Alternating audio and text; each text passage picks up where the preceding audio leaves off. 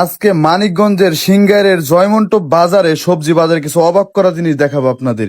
এই দেখেন আজকে বাজারে যে আমার মাথাটাই নষ্ট হয়ে গেল, খালি দেশি শশা, এত পরিমাণে দেশি শশা উঠছে ভাই বিশ্বাস করবেন না। যেদিকে তাকায় শুধু দেশি শশা আর শশা, দেখেন প্রত্যেকটা ঝাঁকায় শুধু দেশি শশা আর শশা।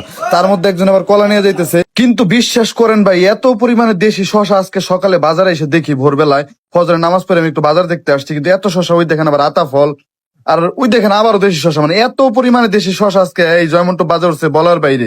মাঝে মাঝে এই দেখেন কারমাঙ্গা অন্য কিছু জন আছে, এই যে কারমাঙ্গা, কিন্তু শশার অভাব নাই ভাই। যেদিকে তাকাবেন শুধু দেশি শশা আর দেশি শশা।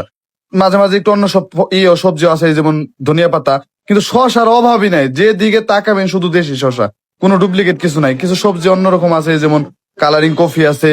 এই যে এখন দেখেন শুধু পেঁপে, পেঁপে অনেক ভাই, বিশ্বাস করেন পাকা পেঁপে এত পরিমাণ বাজারে উঠছে তা বলার বাহিরে ভাই। অনেক পেঁপে দেখেন, এত সুন্দর সুন্দর দেশি পেঁপে, কিন্তু এগুলো সব চমৎকার পেঁপে। খালি যেদিকে তাকাইছে আজকে শুধু দেশি শশা আর দেশি পেঁপে। মানে বাজারের সবজির মধ্যে আজকে পেঁপে আর দেশি শশা প্রচুর উঠছে ভাই, প্রচুর, মানে বলার বাইরে ভাই। পুরো বাজারে তো অনেক ধরনের সবজি আছে, দেখেন সবজির অভাব নাই, লাউ টাও, মানে নানান ধরনের সবজি আছে। এই সাইডটাই শুধু লাউ আর অন্যান্য ধরনের সবজি, কিন্তু এক সাইডে খালি টমেটো আর টমেটো ভাই। এক জায়গায় যাই দেখি শুধু টমেটো, যেদিকে তাকাই শুধু দেশি টমেটো, মানে এত পরিমাণে টমেটো উঠছে ভাই।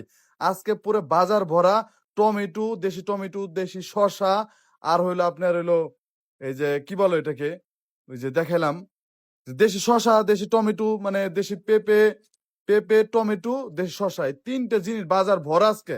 যেদিকে তাকাবেন সেই দিকে।